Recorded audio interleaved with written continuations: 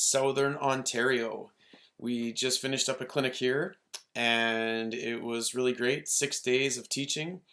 There are a bunch of great horses that we got to work with, and in this quick little video, this is a snapshot of some work I did with a really nice little gray mare. The work that's being done with her is really good. She has actually been working on getting her to move laterally, and she's doing that very well. But what's ended up happening is that she's actually starting to move too much. So this is really an important point, that anytime you are doing your lateral work, it's really important to make sure that your lateral work is only going so far as they can actually engage the lateral steps. So I like to think about this as whatever you do laterally, you actually have to engage longitudinally. And so I'm going to actually show you and walk you through what I mean by that, and take the mare through the process. So these are just some quick clips to demonstrate what I mean by taking your lateral elements and engaging them longitudinally. Okay, so the very first thing that I want to see is I want to know with my seat and legs that I can gently ask a horse to move slightly off of my leg aids. So I feel my reins, and what I'm doing is I'm just looking for that sweet spot where a horse's shoulders become soft.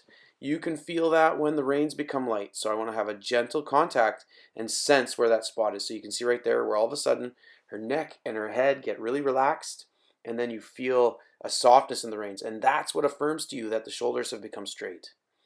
The reins are really giving you signals here. So this is a little bit of a shoulder in, and we're just looking to find that spot where the shoulders are straight and balanced and both reins are light. So the reins are not the thing that is holding them there. Then I test that into the trot. As she goes to the trot, you notice that she doesn't throw her head up into it. She has moments where she tightens, and this is really the stage that this mare is at. So she has moments right there where she's soft and she finds her balance, and then she has other moments where she stiffens, and the goal is here, gently bringing her back to the center with my seat and legs, and then she softens again.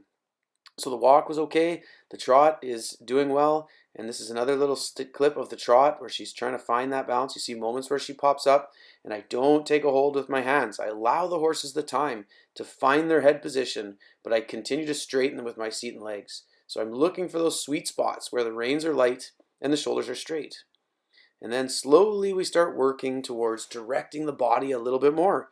So here you see I'm working on both hind legs now, keeping the body between my seat and legs. All of this direction is with my seat and legs, and all I'm doing with my hands is sensing that the body is straight and gently rotating the pole when she is.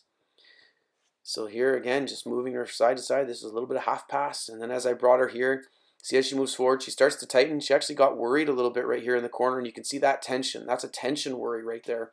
And so all I did was gently apply a little bit of leg and see that she could soften to my hands again. The goal is all the time is keeping track of that, trying to keep the pressures to build yield and relaxation. So you can see here she's starting to come over her back a lot better and place her head and neck exactly where she was comfortable and where she wants it. Back to the walk, giving her a little break. Now we're into the canter.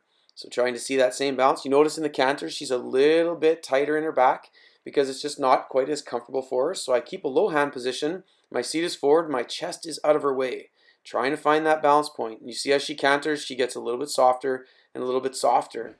But I tend to find that with a lot of these horses, I don't want to start too low because then they can be too far on their forehand. Again, if they're too high, their back is tight. If they're too low, they fall on their forehand. The goal is to find the middle.